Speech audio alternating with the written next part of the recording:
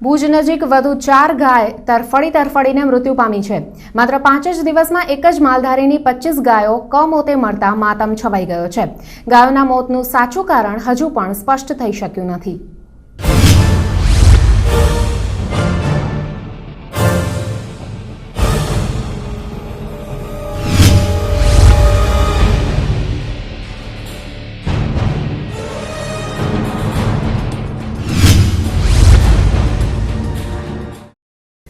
ભુજની ભાગોળે પાલારા જેલની સામેના વિસ્તારમાં એક જ માલધારીની 25 ગાય 5 દિવસમાં ટપોટપ મોતને ભેટી છે।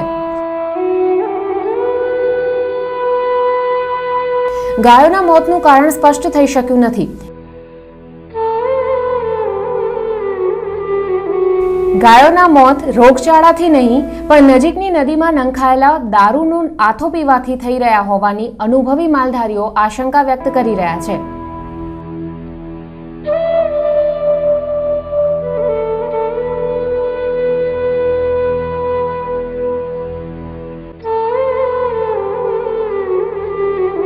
અમને શક્યતા થઈ હતી એ આસ્થા नहीं थे ये क्या પણ ગાયો દારૂને હાથું પી ગયું છે ને દારૂને હાથે કા સવા ગાય મોંઢામાં લોહી ન મૂકે જે ગાય મરે છે ને મોંઢામાં લોહી મૂકે છે એટલે એના આંતરડા છે ને માય લીકોર કાપાઈ ગયા છે દારૂને હાથામાં જ બીજી કોઈ બીમારીનો અસર અમને કોઈ નથી લાગતો અમે માલધારી છીએ। મૃત ગાયોના પોસ્ટમોર્ટમમાં એવું કારણ બહાર આવ્યું છે કે તેમના શરીરમાં લીવર ફ્લૂ નામના રોગના જંતુ હતા। લીલું ઘાસ આરોગવાથી આ જંતુ તેમના શરીરમાં ગયા હતા। ભુજની પશુ રોગ પ્રયોગશાળાએ આ કારણ જાહેર કર્યું છે।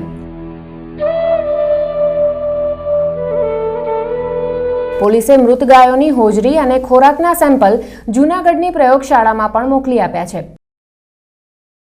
પરંતુ તેનો રિપોર્ટ હજુ આવ્યો નથી। તેથી વેટરનિટી તબીબો ગાયોના મોતના ચોક્કસ કારણ અંગે હજુ પણ અવઢવમાં છે। प्राथमिक रिजल्ट में ए पशुओं पेट में लीवर फ्लूक नामना जंतुओं है एटलू जाणवा मळ्युं छे पण एना सिवाय बीजी जे शक्यताओं है एना विषे जूनागढ़ थी रिपोर्ट मळे पछी आपणे चोक्कस कही सकीए। मरनार तमाम 25 गायों मात्र एक ज मालधारीनी छे। आसपासना अन्य मालधारीओनी गायों पण नदीना पटमां ज चरवा जाय छे, परंतु तेमने कशुं थयुं नथी। तेथी दारूनो आथो खावाथी ज आ गायो मृत्यु पामी होवानी शंकानो छेद उडी जाय छे। कारण जे होय ते पण हवे गायोना मोतना पगले तेमना बाळ वाछरड़ा पण तरफड़ीने मोतने भेटी रह्या छे। એને વાસણા નહીં હાલે છે, ભૂખે મરે છે। હજી એની માવ તો મરી ગઈ, દૂધ નથી પીવા માટે મળે તો અહીંયા આ વાસણા બી મરે છે। આજથી વાસણા માન ચાલુ થઈ ગયું છે, ભૂખે મરીને। એક તરફ ટપોટપ 25 ગાયો મરી ગઈ છે, પણ ગૌસેવાના નામે અખબારો અને ટીવીમાં ચમકતા રહેવાની ગેલછા ધરાવતા તત્વોના પેટનું પાણી પણ જરાય હલ્યું નથી।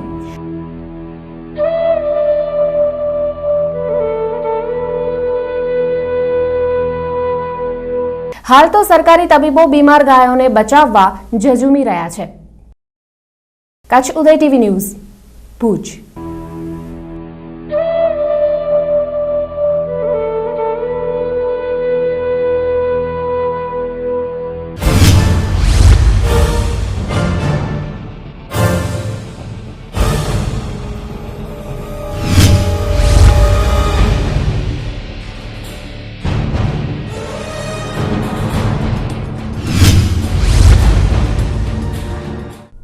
पंदरमी ऑगस्टे भुजમાં મુખ્યપ્રધાન નરેન્દ્ર મોદીની હાજરીમાં સ્વાતંત્ર્ય પર્વની રાજ્યકક્ષાની ઉજવણી થવાની છે, ત્યારે મુખ્યપ્રધાનના આ કાર્યક્રમને નિષ્ફળ બનાવવા કોંગ્રેસ પણ સજ્જ થઈ રહી છે।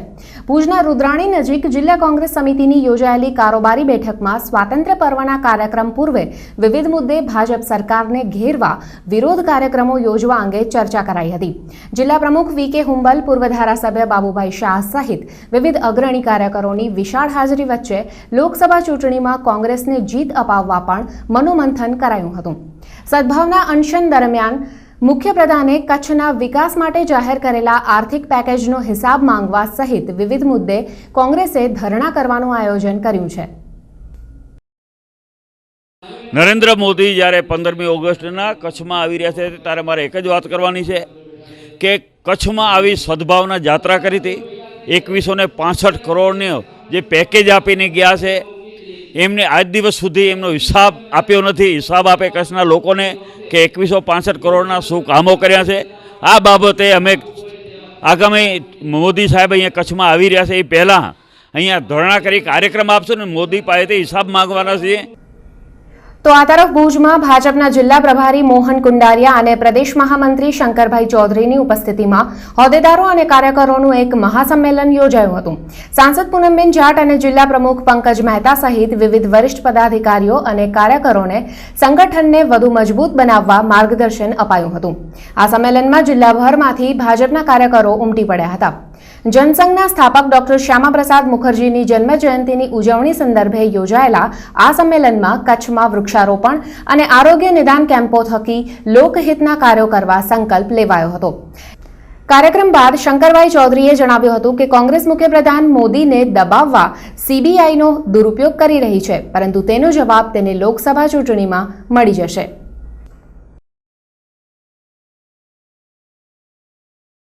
કાર્યકર્તાઓને માર્ગદર્શન આપી કાર્યકર્તા વધુ પાર્ટી માટે કામ કરવા માટે દોડે. અને ખાસ કરીને અત્યારે ચોમાસાની સિઝન હોવાના કારણે વધારે વૃક્ષોનું વાવેતર થાય એના માટે કચ્છ જિલ્લા ભારતીય જનતા પાર્ટી દ્વારા રોપા વિતરણનો કાર્યક્રમ પણ સાથે રાખેલ છે. બીજા નંબરની અંદર ગામડાની અંદર વસતા ગરીબ પરિવારોને કઈ રીતે મદદરૂપ થઈ શકાય એના માટે મેડિકલ કેમ્પ કરી અને ગરીબ માણસોના પરિવારોને એમાં હેલ્પ કઈ રીતે કરી શકાય એના માટે પણ ભારતીય જનતા પાર્ટી કચ્છ જિલ્લાએ આયોજન કરેલ છે. તો મુખ્ય અમારો ઉદ્દેશ આટલો જ હતો. અલગ અલગ પ્રકારના બિન લોકશાહી પદ્ધતિથી પેતરાઓ જે પ્રમાણે કોંગ્રેસ કરી રહી છે તો તેની સામે તેણે સમજી લેવું જોઈએ કે નરેન્દ્રભાઈ માત્ર વ્યક્તિ નહીં, એક વિચાર છે. નરેન્દ્રભાઈ ઉપર ઉઠતી એક કાંકરી માત્ર નરેન્દ્રભાઈને વાગે છે એવું નહીં, હિન્દુસ્તાનની અંદર રહેલા અનેક દેશભક્તોના હૃદયની અંદર એ કાંકરી ચૂમે છે. અને તેનો બદલો દેશની પ્રજા આગામી ચૂંટણીની અંદર લોકશાહી પદ્ધતિથી આપવા માટે તૈયાર થઈને બેઠી છે. તો વિધાનસભા ચૂંટણી બાદ સંભવતઃ પ્રથમવાર યોગાનુયોગે બંને મુખ્ય રાજકીય પક્ષોના સંમેલનો આજે યોજાયા હતા. જિલ્લાના મોટાભાગના રાજકીય કાર્યકરો આજે ભુજ સુધી લાંબા થયા હતા. ભાજપના આ સંમેલન અંગે કોંગ્રેસ પ્રમુખ વી.કે. હુંબલે કટાક્ષ કરતા જણાવ્યું હતું કે એ તો 15મી ઓગસ્ટના કાર્યક્રમ માટે ઉઘરાણું કરવા બેઠક બોલાવાઈ છે. તો હુંબલની આ ટિપ્પણીને કોંગ્રેસની નકારાત્મક માનસિકતા ગણાવી ભ્રષ્ટાચાર દ્વારા તે દેશની તિજોરીને લૂંટી રહી હોવાનો વળતો આરોપ શંકરભાઈ ચૌધરીએ કર્યો હતો.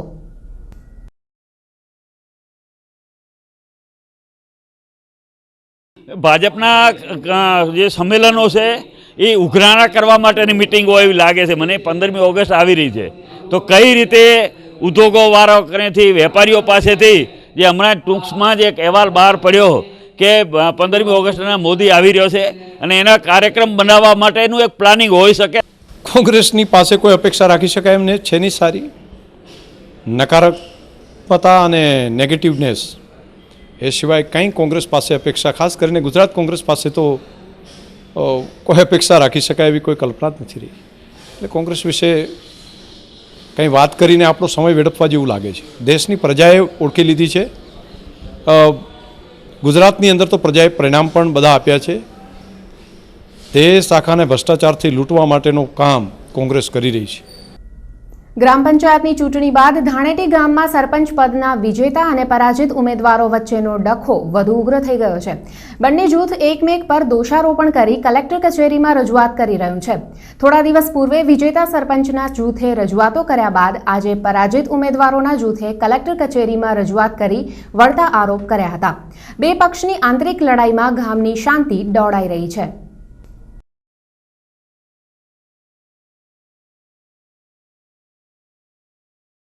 અને એ લોકો આક્ષેપ મૂકેલ છે કે શાંતિ દોડે અને ખુલ્લેઆમ તલવારો લઈને ખોરે, તદ્દન ખોટી વાત છે. લોકશાહી દેશની અંદર રહીએ છીએ, લોકશાહી દેશના કાયદા જાણીએ છીએ, ભારતના સંવિધાનથી પૂરી તરફ વાકેફ છીએ. આ ખોટી ગામના માણસોને એ લોકો પલીતો ચાંપવા માટે મજબૂર કરે છે અને ગામની શાંતિ ભંગ કરવા માટે એ લોકો પ્રયત્ન કરી રહ્યા છે. ભુજની મામલતદાર કચેરીમાં નાયબ મામલતદારને લાફો મારી દેનાર આરોપીના સમર્થનમાં સ્થાનિક લોકોએ રેલી કાઢી કલેક્ટર કચેરીમાં ઉગ્ર સૂત્રોચ્ચાર અને હંગામા સાથે રજૂઆત કરી હતી. આવકનો દાખલો કઢાવવા ગયેલા આરોપીએ કલાકો સુધી રાહ જોયા બાદ દાખલો ન મળતા નાયબ મામલતદાર મહેન્દ્ર પલણને તમાચા ઝીકી દીધા હતા. આ અંગે તેની વિરુદ્ધ પોલીસ ફરિયાદ દાખલ કરાઈ છે. આ તરફ આરોપીના બચાવમાં આજે તેના સ્વજનોએ કલેક્ટર કચેરીમાં ઉગ્ર રજૂઆત કરી હતી. જો કે સરકારી કર્મચારીને તમાચો મારી દેવાની ઘટના હરગિઝ નહીં ચલાવી લેવાય તેમ કલેક્ટરે સ્પષ્ટ જણાવી દીધું હતું.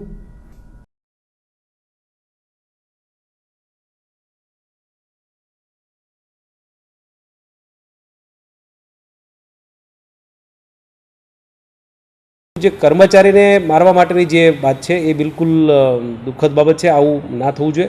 લોકશાહીમાં દરેકને પોતાનું કચેરી પાસેથી કામ કરાવવાનું હોય. કચેરી અને કર્મચારીઓ પણ એના માટે બંધાયેલા છે અને કર્મચારીઓ પણ કામ કરતા હોય છે, પરંતુ ઘણી બધી મુશ્કેલીઓ અને ઘણી બધી અગવડોની વચ્ચે કામ કરતા હોય છે. એટલે જે બનાવ બન્યો છે એ ખરેખર ખોટો છે. આજે જે આવેદનપત્ર આપ્યું છે એમની રજૂઆત એવી છે કે એમનું કામ નહોતું થતું અને એમના પર કર્મચારી દ્વારા હુમલો કરવામાં આવ્યો. પરંતુ જો એવું હોય તો એ સામેથી ફરિયાદ કરી શક્યા હોત અને આવું બની શકે એ એમની જે રજૂઆત છે જોતાં એવું મને લાગતું નથી.